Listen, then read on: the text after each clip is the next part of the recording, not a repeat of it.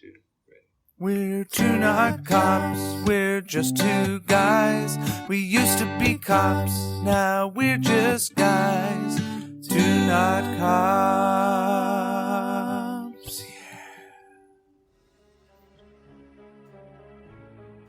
Hello, everyone, and welcome to episode 40 of The Murder Project. Yes, that is right. We hit the big 4-0. We are super excited about that, and thank you to everyone who has been tagging along on this journey. Also, thank you to those that are new to The Murder Project. Now, the Two Not Cops episodes are where Mike and I get together, and we discuss stories about when we used to be cops. So, in this installment of Two Not Cops, we talked about possibly doing something regarding search and seizure or interrogation, but due to the fact that we came off of the Thomas Brown case last, and there was a lot that went into that, and a lot of research, a lot of thinking, a lot of confusion, everything else that was wrapped up in there, we thought what would be more fun than just to tell stories about drunk people. So in this episode, we are going to be doing the part 4, Dude, You Are Drunk. So, without further ado, ladies and gentlemen, let's go ahead and get the episode started. Mike Smith, in the house. Indeed I am. Yeah. It's warm in here today. I feel like it's, when we first started the podcast, I thought to myself, when I hit the record button, it's a little warm in here. Yeah, you're wearing a long sleeve thermal shirt. Well, you know, Amarillo, it's like, man, it's going to be, it might snow tonight. Yeah, it's 70 degrees today. It is 71 right now, I believe. Yeah, I never know what to wear to work because I don't know. Anyways. Yeah, no matter what you do, there's a degree of suffering, but that's fine. Yeah, so, episode 40. I know it. Holy cow. I can't believe we made it. I mean, I knew that we would because we were very serious about this, but getting to episode 40 is awesome. That means we get to do another installment of Two Not Cops. I know, I love them. And killer name, Dude, You're Drunk. Dude, you are drunk. Yeah. We were going to do an episode about something different, but like I said in the intro, we're not burned out. We just had a lot of time that had to go into that last episode. We wanted to do it justice, and there's still a lot that is happening with all of that. And I just want to let everybody know we've been getting a lot of questions and comments about that, and I appreciate that. And so does Mike. Yeah. We enjoy the questions. We like talking about it. So if you have any more, keep them coming. But there's just one thing about the Tom Brown case that I feel like everybody has to realize at this point. Yeah. I really appreciate it, and there is so much going on. But the thing is, what I have begun to notice and have been thinking for a couple of years, actually, is that no matter how hard you try to answer a question, as soon as you think you've answered it, you just created 2 more. It's like a question hydra. Exactly. Yeah. Every single time you chase down one question, you come out the other side with more questions. And that's the way it's going to be. Do I think there are some things that might have been missed, overlooked, and not talked about by choice? There surely are those things. Yeah, absolutely. Just because we wanted to get it done. We'd never done a 3-parter before. So that was huge. And originally we were thinking this could even be up to like 5. But as they started going, we were like, okay, we need to... Yeah, we were talking about it in person and on the phone all the time. Yeah. Just talking. And I finally decided about a day before we did that 3rd part, I was like, man, there's no point to keep going on about it because you end up in the same spot. You just have more questions. It's unfortunate. And to be honest, that's the reason that I personally am not the biggest fan of unsolved, true crime. Yeah. I'm not a big fan of it either. Yeah. I like to know who did it, how they did it, why they did it, and where they going to rot or when did they die for doing it. Yeah. That's exactly what I want to know. I want closure in my 30 plus minutes to maybe an hour and change. I want to know all the gory details and how that sucker paid for it. That's what I want. Exactly. Yeah. And in this one, it wasn't, I called Mike yesterday after I got off work and said, hey, I've thought about these things. We talked about them for a second. When he showed up at my house today, I was like, wait, I've changed my mind on several of these. And it's just, and that's where you would be running in that circle the whole entire time until we get more information than what we have at this point. That's true. So we decided in this one, we're like, hey, what better way just to kind of clear the slate, start over. Yeah. We got a new run that'll go to episode 50 before we get to I know it. another Two Not Cops, and then episode 50, which would be awesome. So we thought in this one, what would be better than to just tell stories about drunk people?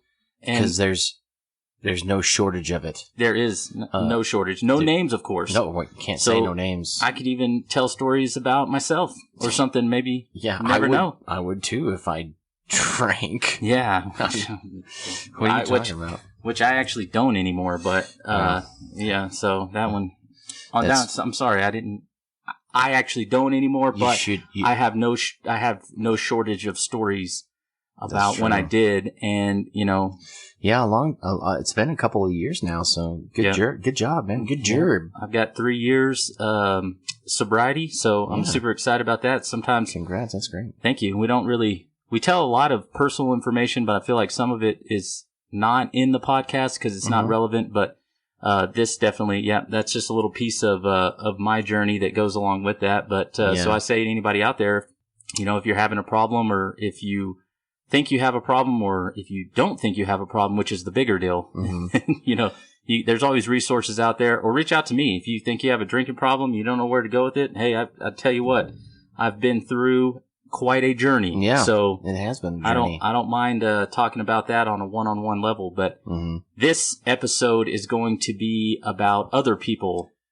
and like I said, no names. Yeah, can't do that. No names, but things that happened while we were in law enforcement, people that we came across, and all of those things that kind of unfolded in that. And this should be pretty good because we were just kind of spitballing the other day, and I felt like we probably had a solid 6 hours of content that we'd have to shorten up. Holy cow, you ain't joking. And that's just vibing and talking. Yeah.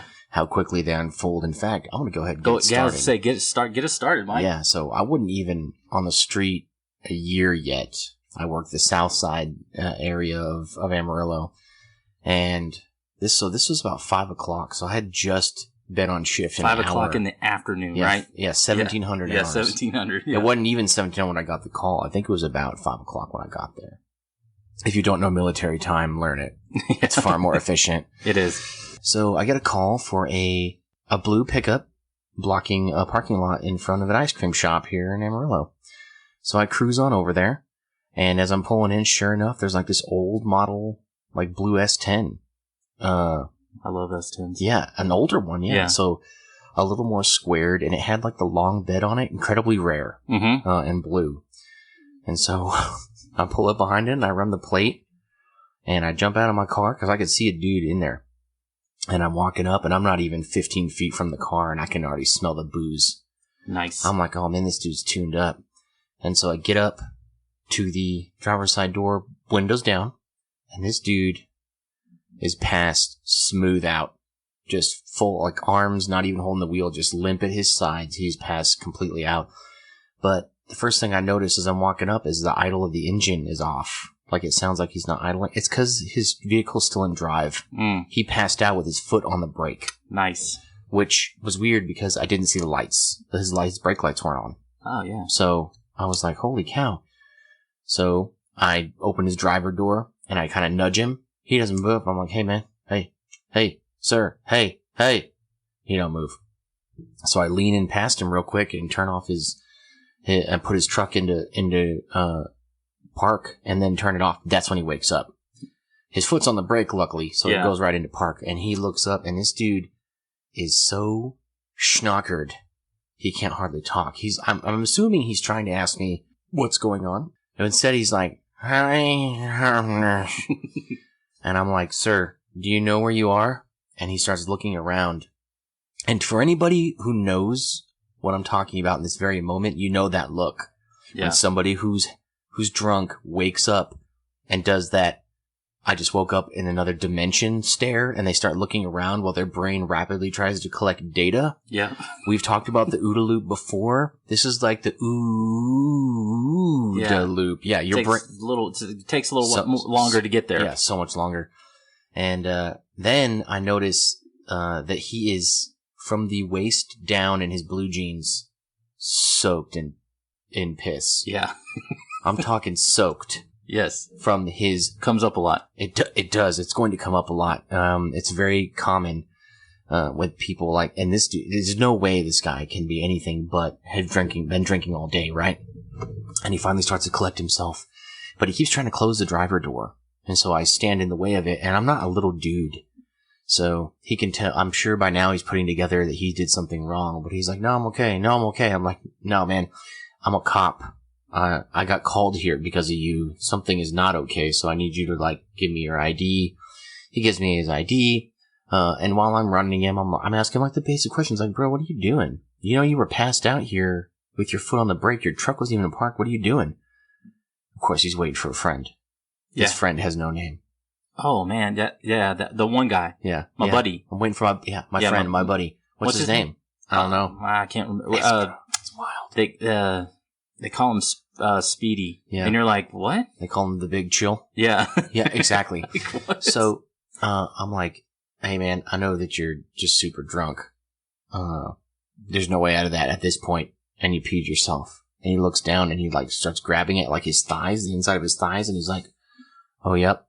And I was like, how much did you have to drink he today? just tries to touch you with his pee, his pee hands and Oh, his pee yuck. pants. I would have been very upset about that. By then it was just tepid. It wasn't like hot or cold. It was just cool. Yeah. Just cool urine hands. And I asked how many beers he drank or how much he had to drink. Very infamous question. Mm-hmm. Can you guess what the answer was? I'm going to assume it was 2. It was 2 beers. Yeah. It always is, guys. And we're going to tell these stories. That's going to come up a lot. It's always 2. And no one believes you, by the way. Nobody. Based off the fact of how you're acting. Mm-hmm. If I pulled somebody over and I was like, oh, I can smell a little bit of booze. How much you had to drink? And they're like, man, a couple. But you're seem like you're okay. All right. But when it looks like your face is sliding off of the skull and you can't speak and you've pissed your pants. Yeah. I'm probably going to assume it's more than 2. Yeah. So, I was like, there's no way. When did you start drinking? And he was like, lunch. And I was like, man, what do you do for a living that you can start drinking at noon on a Friday? Maybe his lunch starts at 9. Yeah. And he said, landscaping. And I said, okay. Why don't you hop out the truck? Yeah. And then I took him into custody for, public intox because yes, I found the vehicle and drive. Yeah, I was gonna say you could have done. But it was in a parking lot. Oh, okay. Private So property. I slid in. I did that fella solid, in my opinion. Yeah. And he did. I think he knew somebody. I guess his friend eventually showed up. I'm trying to remember. It was a long time ago. I think his friend showed up and parked his truck. Nice. So Which you I didn't was have like, to tow it. I'm not going to tow it, and I'm not getting in that driver's seat. Your Class C misdemeanor. Yeah. Solid. Gave him a PI. He was super cool. He was snoring on the way to the jail in like 2 minutes after I started driving because it was warm out. Yeah. So I had the AC going and I had the little divider window open trying to get in some AC. They don't work, by the way. No. Blazing hot back Yeah, there. it is. It gets so slippery. Mm-hmm. Just sweaty. Everybody gets real sweaty back there. Yeah, and that's how that story ended. So not a bad story, but one that I often think about because I know for a fact, mysterious stranger, wherever you are, that you definitely peed in your pants more than once during multiple times during that daytime boozy nap. I know you did, pal. I'll always remember that. Yeah. When you were talking about that stare, that reminded me of when I worked in the jail and we would open up the door to the drunk tank. And we slide the big keys in there. I mean, they were big brass keys, like old loud, school, yeah. brass looking keys. Mm-hmm. And it's loud. Clink, opens the door and you call out someone's name, and you're like, hey, buddy. And then they open their eyes and for a split second, they're like, what is going on and what am I? Who is this? And then you can see it right when it happens. Yep. And they're like, oh my gosh, this is a jail cell. Yep. That man is in uniform. Mm-hmm. And he's standing there like, hey buddy, come this way, man. I got to book you in. And they're like, what, oh man, what am I in here for? Like, if you ask anybody in the jail how many times they've heard that question from a drunk person where they're like, what am I in here for? And I used to work with this guy, and he's a bit of a jokester. Oh no. Bit of a prankster. So sometimes he would say, these people are in there for like, say, PI. Yeah. And he's like, well, buddy, last night, you got driving home drunk, you hit somebody, you crashed your car. And he's like, man, that's it. And, you know, the stories would change every team, but they're like, oh, man. He's like, no, I'm just kidding. You're here for PI. Like, you're about to get out of jail. PI like, is public intoxication, everybody. Yeah, he's like, you're here for PI. You're about to get out of jail. But that stare was like always that 1,000-yard stare where they're just like sitting there looking around. They're like, I'm in jail. Yeah. And they don't realize it. But going back to people passing out in their cars, like you said, we had a long railroad track that ran through the county out where I worked at. And it ran one direction, and all of the roads ran the other direction. Yes. So every mile or so for a long distance, there were railroad crossings. Yeah. And when I was on midnights, I cannot tell you how many calls I got from people that pulled up to the railroad crossing. They would drop down, luckily. There's also some that ended in fatalities. Right. But the railroad crossing would drop. They're sitting there. They got their tunes on. Everything's nice and cozy. And then they just pass out at the railroad tracks. Just fall asleep at the railroad tracks, just oblivious to what's going on around them. They're just... But there's one guy, and I've got 100 stories about people passing out the railroad tracks. But the one that sticks out to me the most was this guy. And I'm over on Rockwell Road and the tracks. And I'm not dispatched to this call at all. I'm just driving down Rockwell Road behind this guy in his truck. And it's a normal night. And we come up to the railroad crossing right when the arms are about to drop. And I think the same thing that everybody else does. I'm like, oh, man. Caught a train, especially if I'm going to a call or something like that. And we get on the railroads and or on the radio and say, I'm caught at Rockwell on the tracks. Right. You know, and everybody knows he's caught by a train or, you know. So we stop. And we wait, and it's a long train, and the arms come up, and the guy doesn't move. And he's sitting there, and I'm like, oh, man, this guy doesn't realize, like, what, you know, so I hit my air horn. I'm like, bow, bow, bow, bow, bow, bow. I'm like, all right, time to get moving, buddy. Nothing. Hit it a couple more times, nothing. Turn my lights on. I'm thinking when he sees my lights, because, I mean, they're going to flash in all directions around you. He sees my lights, he's going to be like, oh, whoops, and he's going to take off. Did not happen. Yeah, wrong. So I got out of my got out of my car, and I'm walking up, and I'm like, this guy. So I walk up to the window, and as soon as I get to the window, I look in, and the guy's just like hands off the steering wheel, sitting in his lap, but slunched over, just passed out. Just so warm. I'm like, here we go. Like, so warm and comfortable. Yeah, I'm like, maybe he's not drunk. looking at his lap, 16-ounce Coors Light. And the can or the pint bottle? The pint bottles. Dude, golden. The twist tops. Those are the best. The resealable cap. Yeah. Yeah, so he's got that sitting in his lap. And then I look in the passenger side seat. There's a 15-pack of pint box that's in there. Looking pretty empty. Mm-hmm. Looking like it doesn't have a whole lot of beers left in it. So I'm knocking on the window. I'm like, hey, buddy. And his car's still in drive, just like you said. I'm like, hey, buddy. Knocking on the window, flashing my light in there. Finally, he wakes up. And he wakes up and looks forward. And that's the moment when he doesn't know yet. Yep. Then he looks over to his left and he sees me and I can see him like mouth something. And I'm sure it's him thinking to himself, oh crap. Mm-hmm. But not that. That's the PG version. There's a cop standing outside my window. Mm-hmm. So I'm like, hey man, can you roll your window down? So he does the classic 2-inch. Yep. I'm like, a little bit further so I can talk to you. And while this is all going on, I forgot to mention this point. While this is all going on, when he looks over at me and sees me, he takes the beer out of his lap and in a way to try to hide it, I mean, like almost like moving very slow, and he's trying to cram the beer under his console. It's because your vision is based on movement. Yes. Yeah. And he's doing it very slowly, very thoughtful in the way that he's moving this beer underneath his console. And I'm standing at the window and I'm like, hey, I can see you. Yeah. I'm right here outside the window looking at you. So he rolls his window down and I'm like, do me a favor and pull that beer out from under your console and just stick it back in the cup holder. And he's like, oh, no. I'm like, it's a clear glass. Yeah, I could see you, I could just look through it and see you. I got this nice flashlight I'm looking at you with. I can see everything that's going on. And he's like, okay. And I'm like, what are you doing? And he's like, oh, I'm coming. I was working out of town all day. I'm coming back in. You know, I was like, I've been up for a long time. I'm just tired. That's also the excuse you get all the time. Like, oh man, I'm just tired. Yeah, I'm so sleepy. I have drank 13 pints of beer. That doesn't actually have anything to do with it. I'm just tired. Mm-hmm. Just sleepy. It's not the booze. And I'm like, well, do me a favor. I'm like, hand me that beer. And so he hands it to me. And I I take the cap off and my camera's rolling. So I pour the beer out on camera, stick it on his toolbox. And I'm like, hey man, go ahead and give me all your license and insurance and all that stuff. I'm going to go run you real quick. I'm like, just stay right here. Don't move. And he's like, all right. And then I'm thinking to myself, like, I'm about to start SFSTs, which is standardized field sobriety testing. I'm about to start SFSTs. I go back to my car. I'm going to wait for a backup officer to do all this.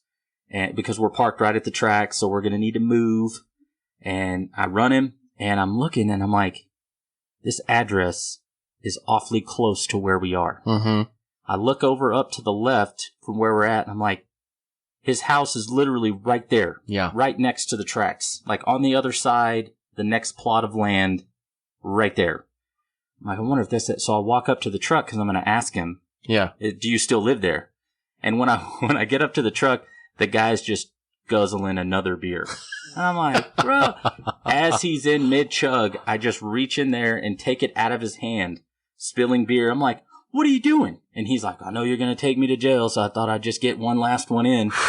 And I'm like, I can understand that. I'm like, give me the box. Give me all that. And he hands it all to me. I throw it in the back of his truck. And it's like, is that your house right there?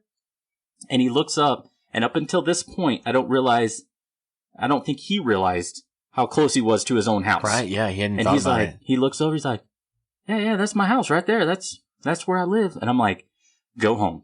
Yep. Drive your truck. I was like, but don't leave again. I'm like, just drive your truck and go home. And he's like, Are you serious? Almost like, I'm like, dude, I already saw you. Well, I'm not gonna wait for you to start driving and then pull you over again. Like, we're already in this, man. Hey, man, that's entrapment. Yeah, I know my laws. I know my rights. Yeah. And I'm like, just go home. And I'm like, don't get out. Don't come out again tonight. Just go home. So he pulls up into his driveway, and I see him get out, grabs that box out of the back of his truck, and cruises on right into his house. I bet he did. It's like, and that was one of mine. I actually had a guy one time where I told him to call a ride. And then I said, hey, I just want to see for my own personal knowledge, like what your BAC is, and which is your blood alcohol content. Yeah. And, from a portable breath test from a PBT. And I'd already let him call a ride. He was going to get to go home. And I'm like, I just want to check just for my own personal knowledge. He's like, what are you trying to do? Yep. He's like, this is entrapment. I know what you're trying to do. I was Classic. like, no, I can't use any of this. Yeah. I've already told you that you're free to go as soon as your ride gets here. And he's like, you're going to use that PBT. Once you see it's over the limit, then you're going to arrest me. And I was like, I feel like you'd have a pretty good defense if that were really the case. But no, sir, that's not what I'm going to do. That doesn't matter. He's seen the movies. He's seen the Law and Orders. Yeah. He knows that people can be tricksy. Maybe one of them cops is kind of a renegade. That a little rough around the edges. A little chaotic in his method. It doesn't matter how many rules that you break, as long as your man ends up in the slammer. Yeah, exactly right. Yeah, spoiler alert. No, almost no cop is like that. No. We're just people. Yeah. I have so many. While you were talking, I was just like, oh my Lord. I have so many stories. But the next one I want to talk about is a drunk driving story. So here's the thing. Similar to the story that Justin just said, is they tell you in the academy, but you have no idea how many people you pull over for driving, like swerving and driving, or driving under, with suspicion of drunk driving, that are less than a football field, maybe a quarter mile at the most from their house. It happens all the time. And there was an intersection that I used to watch all the time, because people just California roll that stop sign for a living. Yeah. And there was a parking lot. I could kind of sit in the back.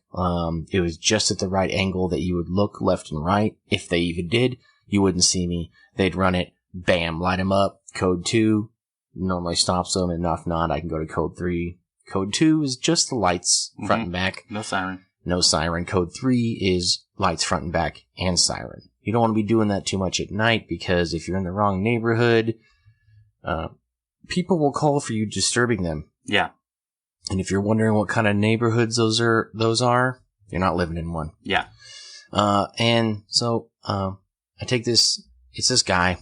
I walk up to the door, and I can tell already, he is cramming gum into his mouth. Oh, The most classic thing that you can do. Or light a cigarette. Yep. It's light a cigarette, start spraying Axe body spray, which that's a crime in itself. Yeah. Like, oh man, it's crazy. All four of y'all lit a cigarette at the same time? Yep. And I can just see him furiously putting, and this is like Ace Ventura cramming gum in his mouth. Right. I can see him so he's grabbing the gum, and he's like, it's the one with the silver paper too. Yeah. So he throws off the paper, puts it in his mouth, and his other fingers are already pulling another stick out. Yeah. And I knock on the window, and he looks up, and I can just tell from his eyes that he's drunk or high or both. Mm-hmm. And I'm like, hey man, you rolled your window down. And he does. He does a little bit, and then he kind of goes down a little bit more. And I'm like, you rolled that stop sign back there. And he's like, yeah, I know. I'm drunk. And I was like, huh? He's like, yeah, I'm drunk. And this time, I'm literally just here to write a ticket, because that's what I told myself I was going to do. And this is the one guy in 1,000 that feels guilty. Yeah. Guy had a bad day. Man, he's like, man, I'm drunk. You got me, man. And so, in a way to say this so I don't sound too shady, I wasn't looking for a DUI. I was just looking to write a guy a ticket for rolling a stop sign. Yeah. And so this guy starts admitting it, and, body mics, the ones we have at the time, that record audio when you're away from your car and stuff, they have a little flipper switch on there. Yeah, a little buzzer you can hit. You just kind of turn that thing off. Yeah, you can bump it to turn it on. Yeah. You can't bump it to turn it off. I found out. This is the one I found out. No, you actually have to reach under there and click the whole thing off. Yeah, this one you have to take it out of its little case and turn it off on the back. Yeah. But the thing is, as I would learn, you also have to remember to turn it back on. Because you have a little sync thing to your car. So I'm like, oh man, dude. I'm getting in my eyes like, bro. I'm not here for that. I didn't pull you over for drunk driving, man. I pulled you over for a stop sign ticket. And he's like, man, I was just having a long day and I wanted to cut loose. And I was like, dude, I'm literally just pulling you over for the stop sign. Yeah.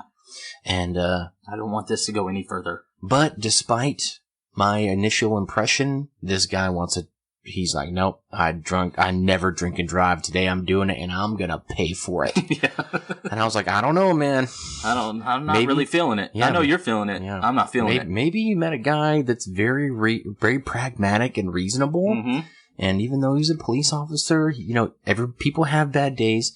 They have a little bit too much to drink. And guess what? Hey, buddy, alcohol affects everybody differently. You might be over the legal limit and be fine. Ask me how I know. Yeah, exactly. But nope. He's like, no, it's okay.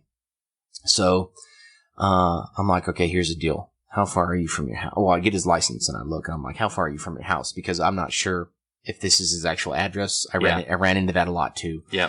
People move a lot and they change apartments a lot and they don't have this. So I'm like, and he's like, actually, I just live, 3 blocks down on the left and a block down. And I'm like, oh, great. That's awesome. This is good news. I was like, that's great, man. Here's the deal. You did admit that you're inebriated. You don't seem it, but you think that you are? Cool. Here's the deal. I'm just going to let you drive back to your house, and I'm going to follow you there. Yeah. I'm going to follow right behind you. You pull into your driveway. You exit your vehicle. You go to your door. You open your door, and you go inside. Yep. And this will never have happened. And which is not technically true. This is all being recorded on my vehicle, but it's officer's discretion. This is not why I pulled this guy over. Except for his word, I have no idea if he's hammered. The gum thing was a sign. Yeah. And his eyes were, but I'm like, okay. What we like to call an indicator. And this guy's like, okay, yeah, thanks, man. Indicator, that's good. And so I'm like, all right, here's the deal. He's like, yeah, I totally understand. So we drive. And sure enough, he goes 30 miles an hour, puts on his blinker, drives up there, pulls in the driveway, gets out, and he just waves at me. And that's when I was like, oh no, He doesn't live here. he doesn't live. That's exactly what I thought. I was like, oh no, this dude's gaming me. Yeah. And so I rolled down my window and I said, go inside. And he just keeps waving. He's like, all right, sir. I said, go inside. And now I'm starting, I open my door and I stand up and I'm like, just go inside, man. That's all you gotta do. And his shoulders stoop and this doofus goes, it's not my house. I lied. And I was like, come here, you idiot. And that's why he went to jail for DWI. Yeah. And I gotta say, just because some people are probably thinking to themselves right now, like, you let people that you knew were intoxicated. Now we're talking about like either short distances, or if I pulled somebody over that was so intoxicated that, no, it's because I felt like the guy that I was behind. Yeah. There were no indications that I was behind a DUI driver. Of course, yeah. So we're not saying, we're saying that we're doing this, but also in a safe manner, and it happens more than you think. So please, no, don't judge us now. Yeah, if people are going to add us, that's fine because it happens all the time. It's like, if you're really tired, you have the very same indicators, so on and so forth. I'm not going to justify it too much. Yeah. I was trying to cut a guy a break, and guess what? I would do it 10 out of 10 times because people have bad days. People work too late, have a couple cocktails. Doesn't mean they're going to cream somebody on the way home. It just means that they got pulled over for rolling a stop sign, and he was like, my day couldn't get worse. I'm also drunk. And I'm like, easy. Yeah. Now, there were a lot of times that I pulled people over for doing things that I suspected them of being intoxicated, and I took them to jail. Mm-hmm. Like legit. Of course. Yeah, legit DWI stops. Somebody blows a red light, and I pull them over. I'm like, yeah, you can't do that. Yeah. Or one guy almost hit me head on one day coming around a corner. That's scary. I took him to jail. He had no idea where he come. He's come from the strip club, and he was coming from the strip club that's in town, and he was out in the county somewhere, and he lived on the north side. He had no idea where he was. Oh my Lord. And if you take that into consideration with the fact that he almost hit me head on, and I had to cut into the ditch to not be hit, I'm like, this guy goes to jail. So that's not, we're just telling you the funny ones. And I had a similar story about a guy who I pulled over, and he had no taillights on his vehicle, and it's late at night. So I pull him over and I go up there. I'm like, hey man, the reason I pulled you over is because you don't have taillights. And he's like, oh yeah, this truck, it's a piece of junk. And I'm like, dang, this guy's drunk. And I'm like, look man, just be honest with me. How many beers have you had tonight? And he goes, 15. And I was like, God, that's too honest. Yeah, that's real honest. That's real honest. You're being very honest with me. Thank you, sir. Yeah. Guess what else we're going to be honest about? He's like, I'm sorry I had a horrible day. And he's like, it's the classic, like, my girlfriend left me. I got fired from my job. My dog died. Whatever, And he's like, yeah, I had a bad day. He's like, I was coming from Buffalo Wing Street. And I was like, Buffalo Wing Street. Mm-hmm. Are you talking about Wing Street? Or are you talking about Buffalo Wild Wings? Yep. Because those are two different things. He's like, no. It's Buffalo Wing Street. And I later found out that there's some new Buffalo Wing joint that opened up in town. I don't think it's even here anymore, but it was called something different, but he didn't know the name of it. Yeah. So I was like, all right, well, what else am I going to, you've had too much to drink. You need to call a ride, and I'll let you get home. Because he didn't live too far from where we were. Yeah. I'm like, and I'll let you get home. But you have to call someone that can come pick you up, and someone that can take your vehicle, because we're not leaving vehicles on the side of the road. Yep. So you have to he's like, yeah, man, I can do that. No problem. I'm like, okay. I'm like, go ahead and get on the phone, call somebody. I'm going to go back and run your info. I get back to my car. I run his driver's license. He has warrants out for his arrest for traffic violations. Oh, Lord. Number 1. Number 2, his driver's license is suspended. Number 3, the vehicle insurance is no longer valid. Goodness. Number 5, I think if I'm up to, his inspection sticker is out. Mm-hmm. And so I walk back up to his car. I'm like, and he has no taillights. Mm-hmm.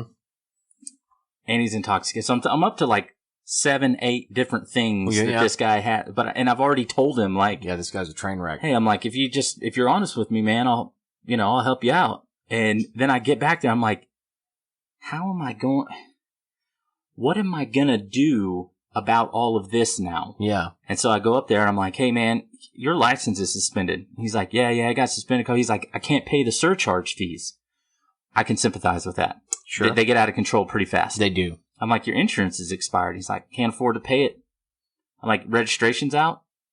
He's like, yeah, well, I can't get that because I don't have insurance. And I'm like, your taillights are out. I was like, dude, I don't even know where to go. I was like, you got warrants out for your arrest. He's like, I can't pay them. And Golly. they were Class C warrants, so we didn't have to confirm those. Right.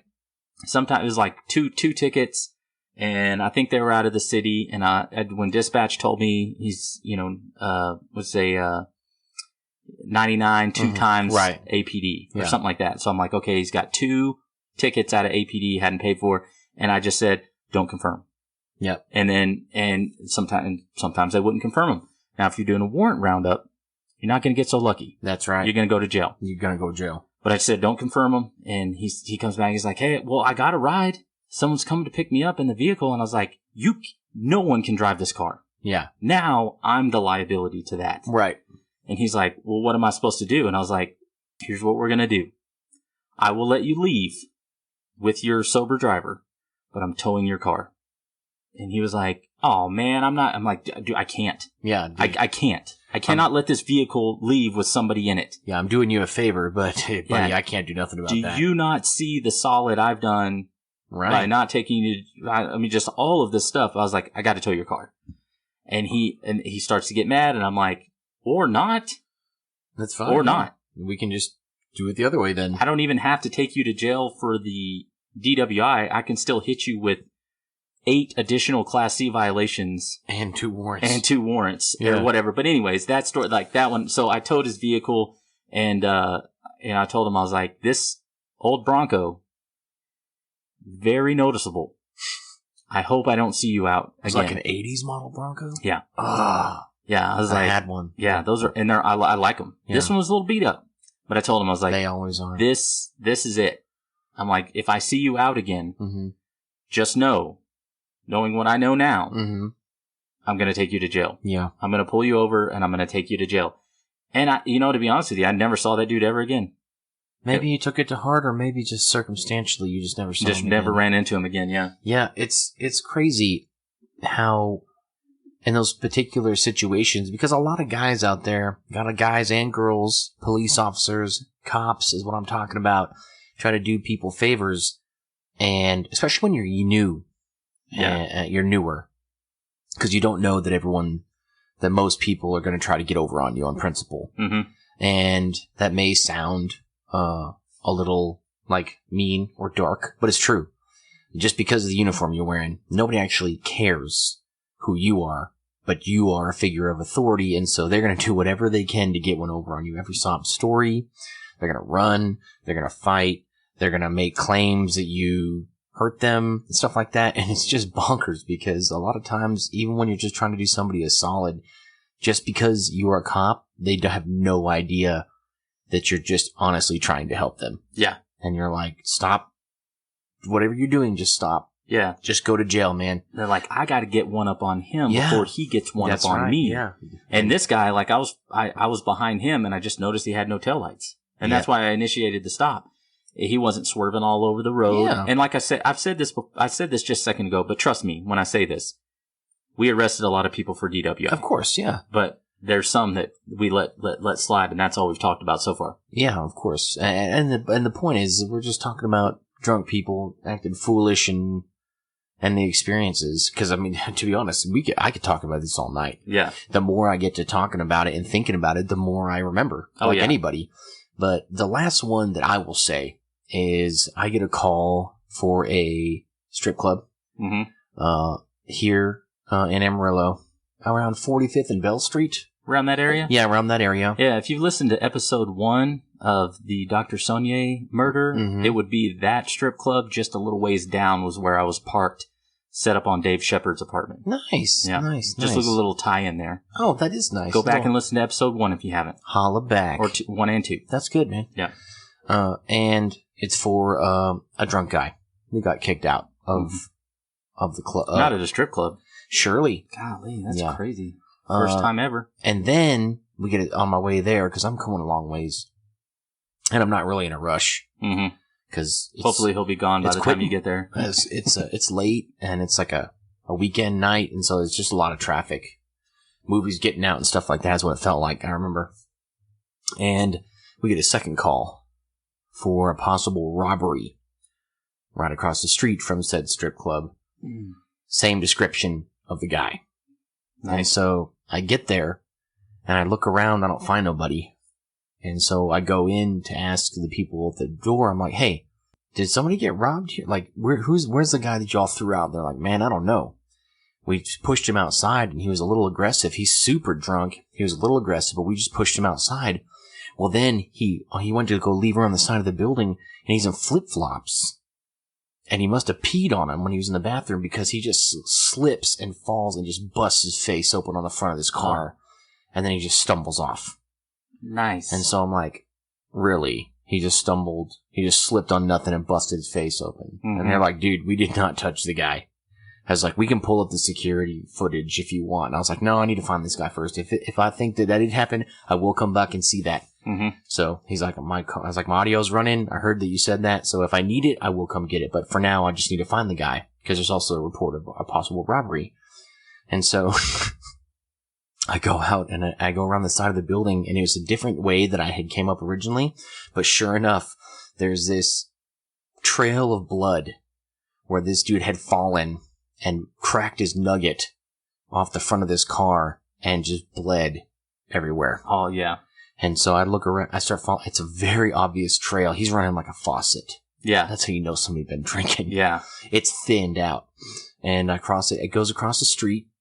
And I'm like, okay, this is starting to make a little more sense. Mm-hmm. You know, somebody called in a robbery. Somebody drove by and saw a bloody dude walking over. He was the source of both calls, Right. but also he wasn't, And he was the victim of one that wasn't really. yeah, it's dark. And I go over into the park that's across the street. And the blood starts getting hard to find in the grass.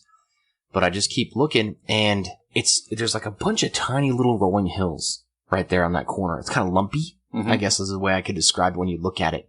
From far away, it don't look like it. When you start walking it, it's lumpy because I don't see this dude. And I walk it just like 20 feet deeper, and I go up this tiny little hill, and sure enough, down this little divot is this giant. He was a big dude. He's tall. He's probably 6'5", 6'6", that I recall. There's just a huge dude flat on his back in a Star Child position in cargo shorts and flip-flops and a black graphic t-shirt. And he's got glasses on, and his whole face is just covered and caked in blood and grass. Mm. And I'm like, oh no. Is this guy robbed? I can smell him from the top of this little hill I'm on. I'm like, no. This guy's drunk. Yeah. And he stumbled out here because he didn't want to get in trouble. That's immediately what I thought. So I go over there and I'm like, hey man. Hey. And this dude is whooped. Yeah. I'm talking bushed. He opens his eyes and he looks around. It's dark. So it's just me and my flashlight. And I'm like, hey man. Hey. Are you okay? Go ahead and roll medical. Yep. And so I was like, hey, are you okay? And he's like, yeah. And I'm like, no, you ain't. Your face is all bloody. And you're laying in the middle of a park. He's like, I'm not in a park. I'm in the grass. I'm like, we're splitting hairs here. And so I said, sir, you are drunk. It's like, did you just come from the strip club? From the beep strip club? Yeah. And he's like, yeah. And I'm like, what happened to your face? And I know that I'm explaining this quickly. This conversation is taking minutes because he doesn't answer me for 20 seconds per question. Yeah. He just stares. He's up on his elbows now. He keeps trying to get up, but I keep pushing him down. Yeah. I keep not pushing him. I just put my hand on his shoulder. I'm like, don't get just up. a little nudge, like, hey, fella, just stay get down. up. Yeah. Because he's much bigger than me. Yeah, we're going to end up fighting here in a minute. Because I'm like, dude, you need to stay down. And so I ask him a question. He looks around. And I'm like, I'm shining the light above, I'm holding it above my head, so I'm hit by the light, and he's also hit by the light. So he can see that I'm a cop. Yeah. Because I don't want this dude to jump up and like roundhouse kick me with his flip-flop feet. Yeah. And, with his pee flip-flop. His pee flip-flop, yeah. Yeah. Just a urine kick. It's the worst. And, I'm like, what happened? He's like, your face is busted up, man. And he takes a long time to answer, but he does say that he just tripped. He says he tripped. And I'm like, there wasn't any trip over there, but okay. I'm like, hey, dude, you are wasted, and you're laying in the middle of a city park. So we're kind of in big trouble here. Yeah. He's like, man, I'm not even from here. And I was like, cool. I don't understand why you're telling me that. Yeah. He's like, no, I came here for a bachelor party. And I was like, great. I need you to tell me that you're okay, because then we're going to take another trip.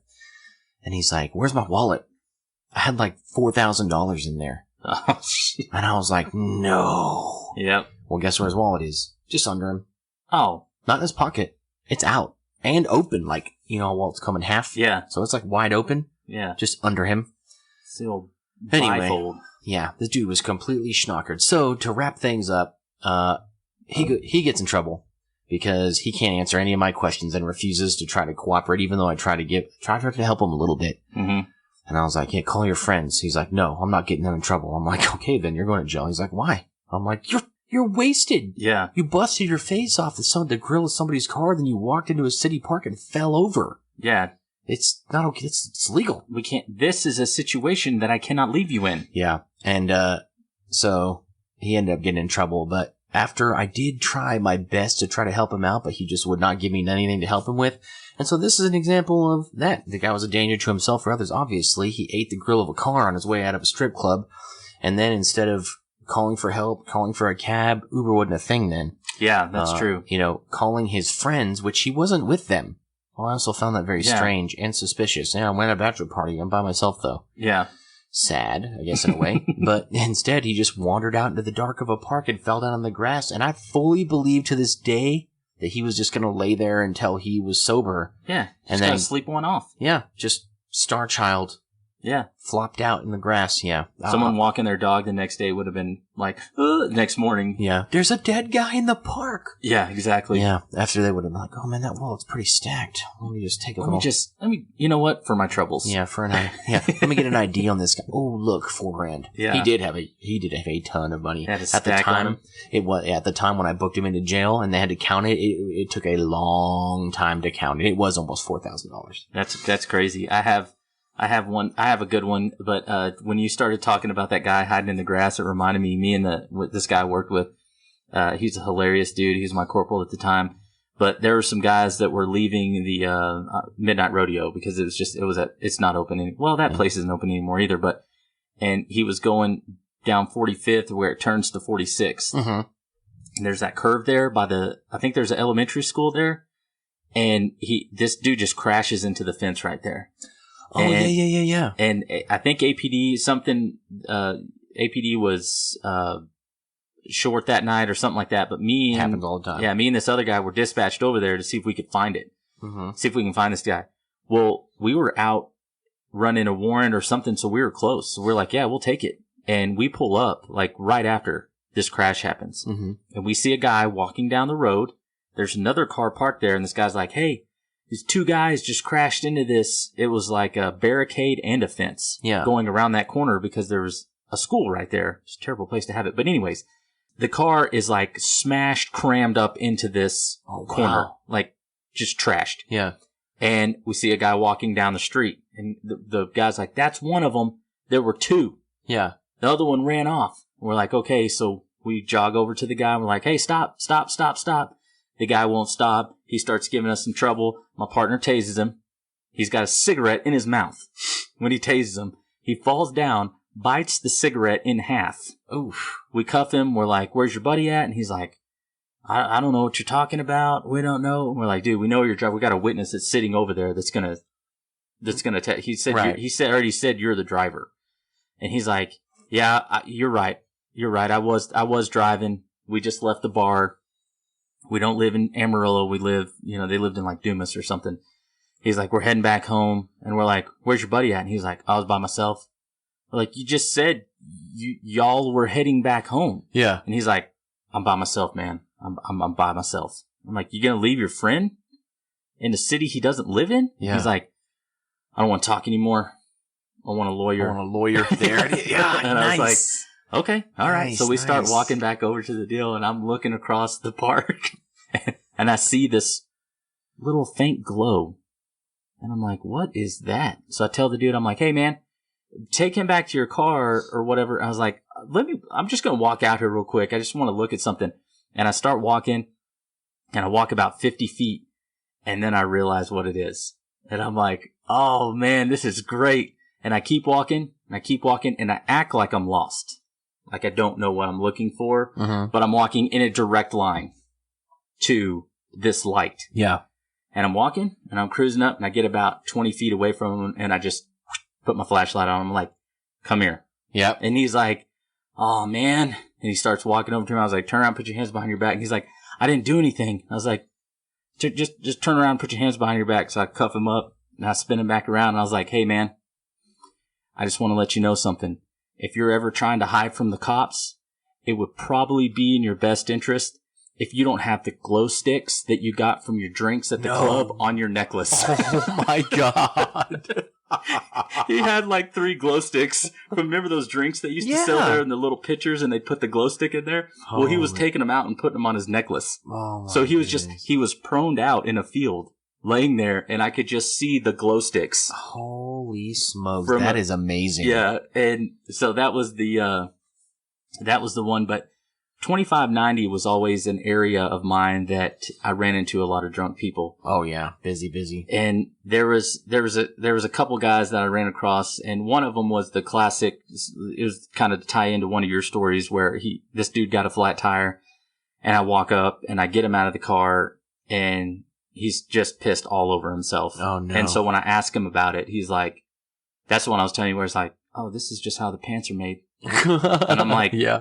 Your pants are made with a urine stain on them? All like starting in the crotch, V'd all the way down to the bottom of his pants. Oh man, that's a good one. I've been drinking for a few hours. Yeah. And at one point, standing up when he peed. Yeah, because it ran down. It ran all the way down. Yep. But the best one was as I'm at 2590 and 2219. Okay. I see this car that is parked all the way into the bar ditch up against the fence. And we're talking like one of the out in the country 20-foot Yeah, I was going to say bar that's ditch. probably 15, 20 feet. Yeah. All the way to the fence. And I see a car sitting there. And out in the county, there is a lot of disabled vehicles, it seems like. They get left out there, whatever. I see them all the time when I'm driving out there, yeah. So I'm sitting at the blinking light. And so I just shine my little spotlight over there, just to see if there's anybody in it. I don't see anybody, but I do notice that the passenger door is open. So I was like, okay, well, now I have to stop. So I pull up, I stop, I check out code 54, which is just a suspicion. It's not a traffic stop, anything like that. That's what we use. Check out code 54, 2590, 2219. I walk up to the car. As I'm walking up there, I see I'm coming around the passenger side. I see like a leg and an arm that are hanging out of the car. And then vomit. Yep. All in the grass.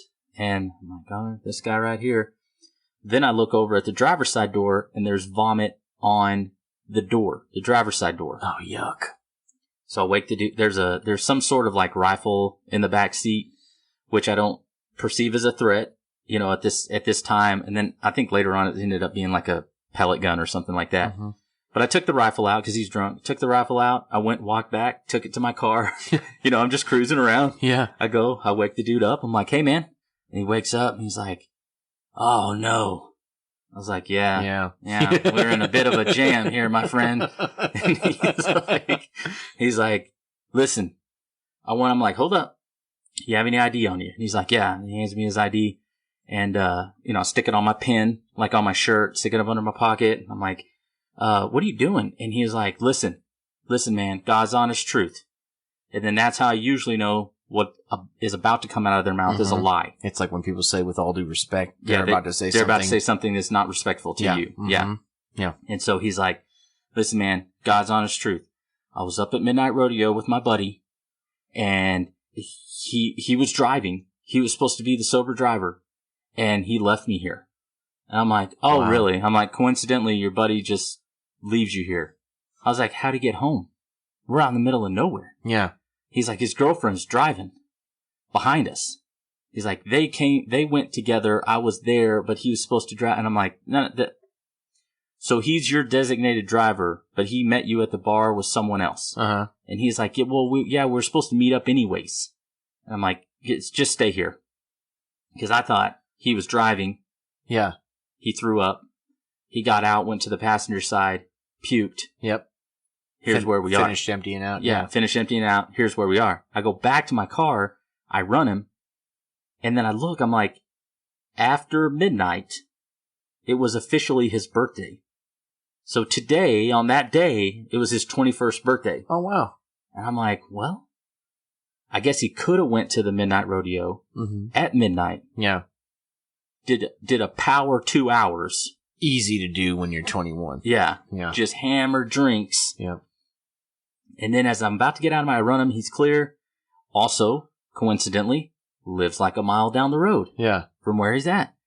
And I say, so I'm getting out of my car and I look, and in the bar ditch, I can see 2 perfect tire marks going into the bar ditch behind him. No joke. Right next to his car, and then right out. No way. Yeah. So I walk up to him. I'm like, hey, it's your birthday? And he's like, yeah, happy birthday, huh?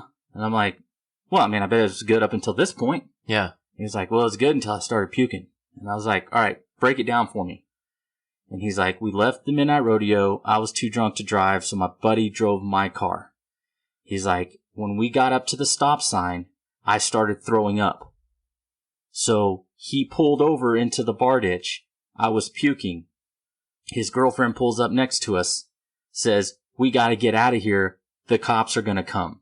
No indication that the cops are coming. Right. Just, we need to get out of here. The cops are going to come. It's shady. Yeah. You got to split. So his buddy jumps in the truck with his girlfriend, and they leave the dude. That's cold as ice. Yeah.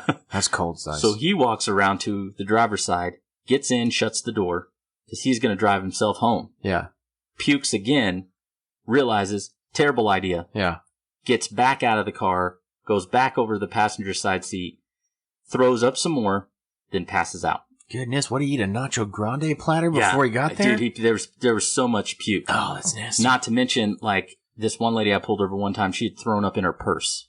Classic. Yeah, like I picked her purse up and I looked inside and it was full of puke. That's so gross. Liquid puke, chunks, and spaghetti. Anyways, that's a different story for another time. That made me a little queasy. Yeah. It was, imagine when she's like, my ID's in the bag, and I open it up and I'm like, I didn't have a problem until you said spaghetti. Yeah, just her wallet was swimming in the liquor and the spaghetti. And anyway, so I took that dude. It was his birthday. I gave him a ride home. Of course. 2 weeks later, I run into the same dude at an underage party. And we write everybody. This is one where they had been a nuisance. So we write everybody a ticket and take him to jail. But what was funny is he was like, hey, man. And I was like, we meet again. And he's like, that's the guy I was telling you about that found me on the side of the road. And one of the kids was like, why aren't you as cool now as you were then? Because we're writing everybody tickets, And I was like, different circumstances, my man. Different circumstances. It's a different time. But classic. It was one of those deals where, like, I took the dude home and, it was his birthday. But it was a crazy deal. And that's what I'm saying. While the hard part about telling stories like this is while I was thinking about that, I remembered the lady that puked in her purse. Yeah. And you remember, like, all of these stories of things happening where it's craziness. And we could do a whole nother episode of just people that we ended up taking everybody to jail. Like, everybody just goes to jail. Where you're like, okay, everybody in this car is going to jail. Yeah, I think for the next Two Not Cops we do, because we're fixing to finish up right here. I think for the next one, we should just talk about just crazy things that happen, like things that you would never think you'd run into. Yeah. Scenarios that are just so bonkers, because that's where my mind, even right now when we're telling stories about people being drunk and silly, my brain was like, man, remember this one time that happened? And I'm like, oh, holy cow, that would be such a great story to recall. Yeah. There's time to fit into basically a 1 hour show, because I feel like, we could talk about this for hours, but for sure, yeah. The listener's interest might start to, drop after that amount of time, because it is us just telling stories. But there are There are a ton of stories out there where people just pee in their pants. There is. Or they throw up on something. Oh, that was one of the stories I didn't even get to was how many times somebody threw up in the backseat of my patrol car. Oh, I hate that. And you're just sitting there and you're like driving to the jail and you just kind of hear that. You hear the splash. That's what would get me. Hey, what's that? What's that? What are you doing? And then you just smell it. Yep. And you're like, oh, man. It's that everybody knows what I'm talking about. Somebody just puked in my car. It's not the smell of the puke. It's that smell is somehow also warm. It's the humid stank of vomit. Yeah, that's what I hated. Is that because now you know, no matter what, you're smelling that for the rest of your shift. The rest of your shift. It's miserable. It's not as bad as the time that I got sprayed by that skunk, but it's quite. No, skunk will linger. Yeah, that little guy snuck right up on me and just hosed me. That is a great story. He's no longer with us, but I'll tell you this. There were no survivors. There were no survivors, but he got me. And, so this is just one of those kind of fun ones that we like to just sit and ramble on for a little bit and kind of give us a break from the research, the deep dive. We try to look in there and give you all as much information as we can. So every now and then we like to not have to do that and kind of reset, and we'll get ready for next week. But this doing stuff like this is fun for me. I don't, Yeah, it is, man. Because hey, it's like anything. If you don't talk about it, if you don't share it, man, you forget it even happened. Yeah. And I wasn't a cop for a super long time, but if you stay proactive, if you're out there getting around and enjoying your sector and trying to do your job, you're gonna run into crazy stuff. It's gonna find you. Yes. And calls for service, people calling in, thinking it's one thing, you show up and it is completely another. Mm-hmm. It was a very exciting job for what it was worth. Yeah, absolutely. Yeah. So I think we're going to leave it there for this episode, but thanks everybody for tuning in and listening. If you have any specific topics you want us to talk about, please reach out because that would be fun. Yeah, we're just doing what we want on the Two Not Cops right now. Yeah. But if anybody has something specific they want to hear about, or if you have an idea for something, just let us know. We'd always be willing to entertain that. So absolutely, I would love that. Yeah, ask a question like, "Hey, have you ever encountered this? What about this? Have you ever seen that? Have you anything?" Yeah. Ask us. I'd love to answer. Yeah, we've got stories for days. Also, say if we can use your name or not. So if you do give us a question, we can say, "Hey, this person gave us a question. Thanks." Yeah. Yeah, and speaking of that, everybody that recently with the Thomas Brown case, we had a surge of listeners. Sure did. And people that have come on to the show, or that are new to the show, and I wanted to, and it was enough that I feel like we can't read off everybody's name. So if you're new on Instagram, if you're new on Facebook, if you like the show and hit that like button, hit that subscribe button, all those things. Thank you so much for that. And we had one person recently that gave us a review that I wanted to talk about briefly because is this a new one? Trust me, I feel I feel what you're talking about in this one. It is from Clueless01, and this person said, "Love this podcast so far. The background track is distracting, but otherwise the way the stories are told is straight to the point with detailed information." And I appreciate that in multiple ways. Mm-hmm. One, because you said that you like the podcast and we're straight to the point with detailed information, because that was literally our business plan, if you will. It was, yeah. We want to give you a lot of detail and we want to get straight to the point. Yeah. Like, I don't want you to have to listen to, what kind of salad I had for lunch or whatever. But I also agree with you on the fact that the background tracks sometimes can be a little distracting. Mm-hmm. And what they're talking about specifically is the part ones, mm-hmm. where I have the background music in there. But I have tried to do the podcast and then not put the background music in there, but with only one person and speaking about true crime and doing all of the things, the details and talking about all the stuff, it just seems a little flat. Yeah. Plus, I think great criticism. Appreciate it. Yeah, I don't mind that at all. But it also, I know that the podcast that I listen to, because I listen to a lot. Yep. It's a recognition thing for me. Yeah. So like when one of my podcasts clicks on, if it's just like continuing from the last one that I listened to, It lets me know exactly which podcast is about to play. Yeah.